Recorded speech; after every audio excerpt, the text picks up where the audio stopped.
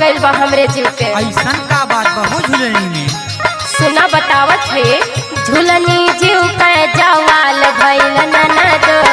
झुलनी जीव के जवाल भइल ननद। झुलनी जीव के जवाल भइल ननद। झुलनी जीव के जवाल भइल ननद। झुलनी जीव के जवाल भइल ननद। झुलनी जीव के जवाल भइल ननद। झुलनी जीव के जवाल भइल ननद। झुलनी जीव के जवाल भइल ननद। झुलनी जीव के जवाल भइल ननद। झुलनी जीव के जवाल भइल ननद। झुलनी जीव के जवाल भइल ननद।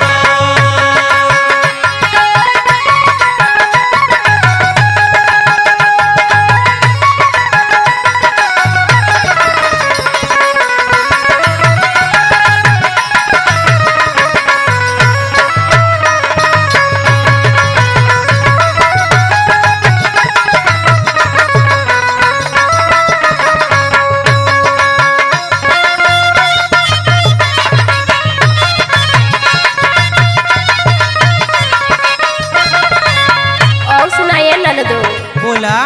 जब है झुलनी पहन के हम कुआनवा पे जाइला ना अच्छा त लइका हम बूढ़ो टुकुर टुकुर देखेला।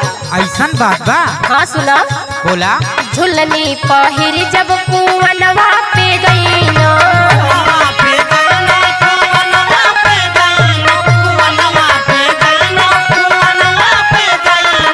सुनत हो ना ये ननदो हाँ हो। झुलनी पहिर जब कुआनवा पे गईनो।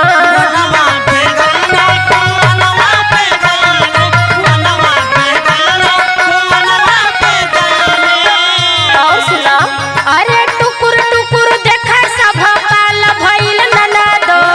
झुलनी जीव का जवाल भइल ननदो।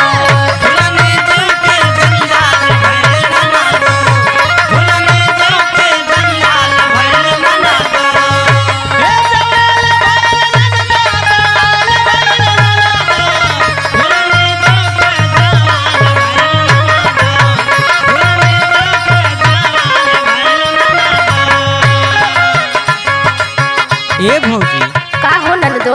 औरो कोनो परेशानी बा? हाँ सुना बतावत है बतावा भौजी बतावा। ध्यान से सुनो। झुलनी पहिर जब गौवा में गईनो।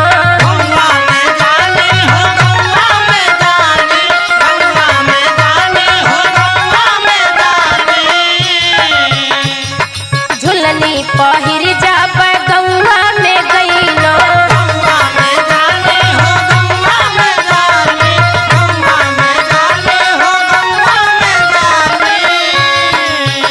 अरे लइका पूरनियन में मार भइल ननदो। झुलनी जीव के जवाल भइल ननदो।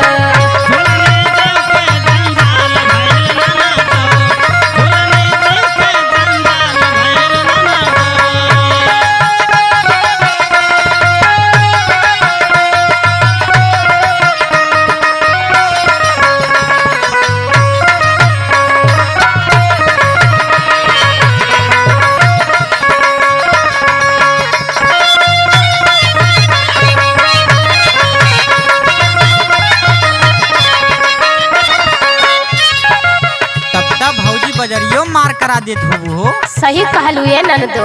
कलिया भी गईल है बाजारे वहु बवाल हो गई। सुना बतावत है बतावा भौजी बतावा। झुलनी पहिर जब बजरिया में गईनो।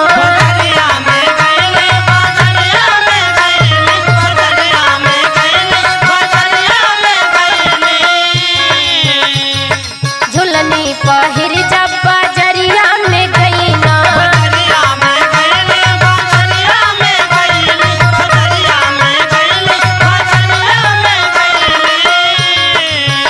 इतने ननदो आगे सुनो।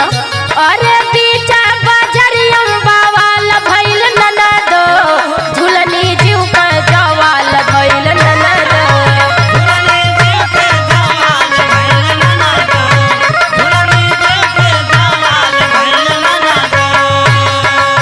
और सुना ननदो है जौन सुभाष फौजी हवा इहो एकदम झुलनी के दीवाना दीवाना हो गई। कैसे भौजी? फौजी सुबास